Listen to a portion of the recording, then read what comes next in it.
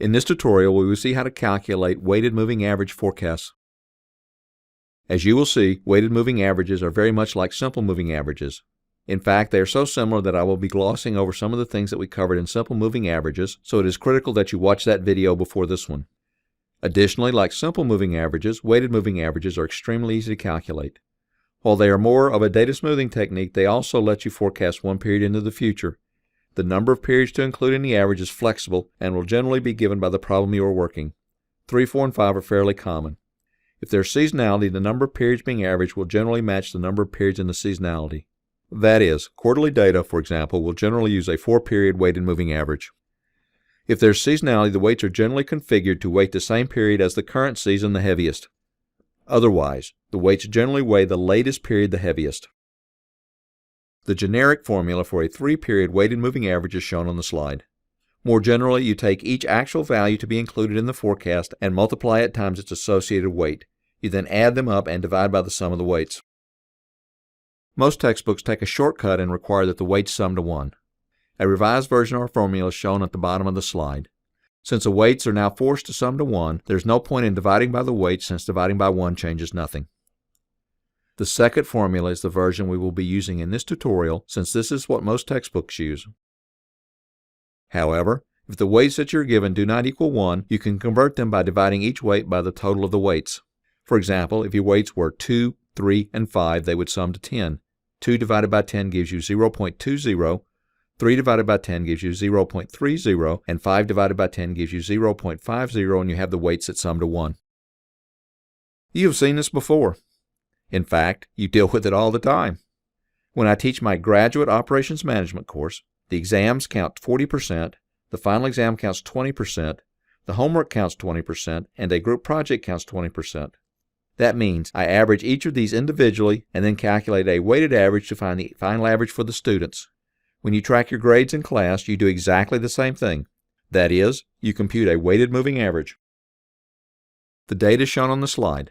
This is exactly the same data as was used in the simple moving average tutorial. Once again, we will start with a 3-period moving average. We will use weights of 0.20, 0.30, and 0.50, where the 0.50 weight is used for the most recent period and the 0.20 weight is used for the oldest period being used.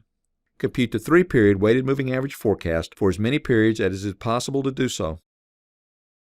F4 equals 0.20 times 125 plus 0.30 times 130 plus 0.50 times 141 equals 135. Note that all the forecasts in this video are rounded to whole numbers. F5 equals 0.20 times 130 plus 0.30 times 141 plus 0.50 times 142 equals 139. F6 equals 0.20 times 141 plus 0.30 times 142 plus 0.50 times 150 equals 146.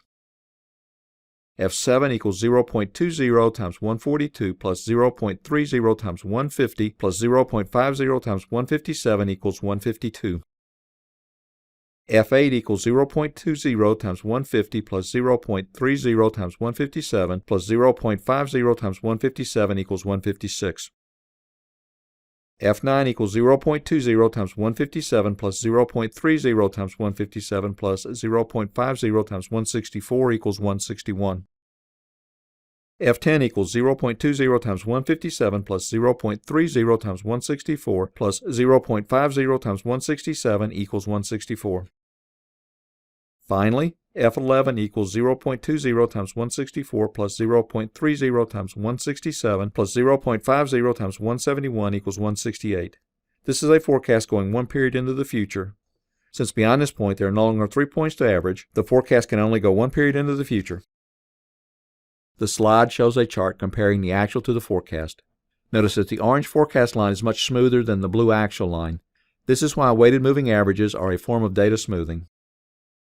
Now that you've seen both simple and weighted moving averages, you may have realized that simple moving averages are just a special case of weighted moving averages. For a 3-period simple moving average, if you use weights of 1 divided by 3 equals 0.333, you have the same problem expressed as a weighted moving average, where each period is weighted the same.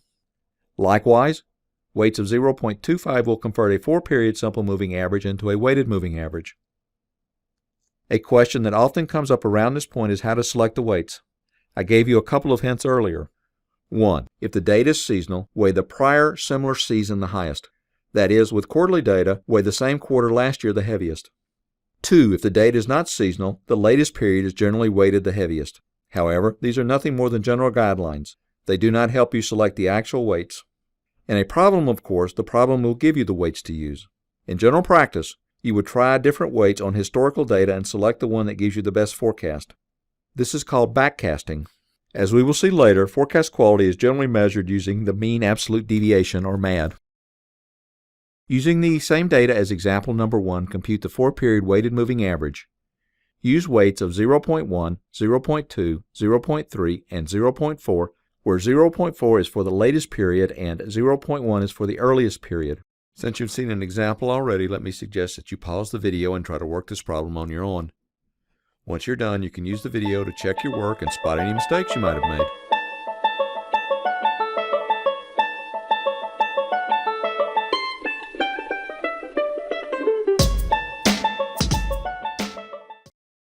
F5 equals 0.1 times 125 plus 0.2 times 130 plus 0.3 times 141 plus 0.4 times 142 equals 138. F6 equals 0.1 times 130 plus 0.2 times 141 plus 0.3 times 142 plus 0.4 times 150 equals 144.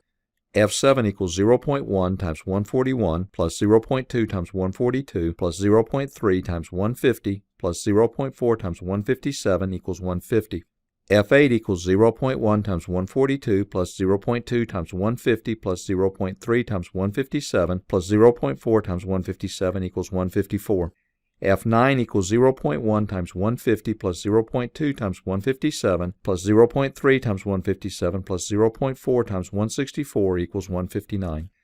F10 equals 0.1 times 157 plus 0.2 times 157 plus 0.3 times 164 plus 0.4 times 167 equals 159. F11 equals 0.1 times 157 plus 0.2 times 164 plus 0.3 times 167 plus 0.4 times 171 equals 167. This slide shows the chart of the new forecast. Once again, you see that the forecast is much smoother than the actual data. If you found that this video helped you with your operations management problem, please consider liking the video and even subscribing to the channel.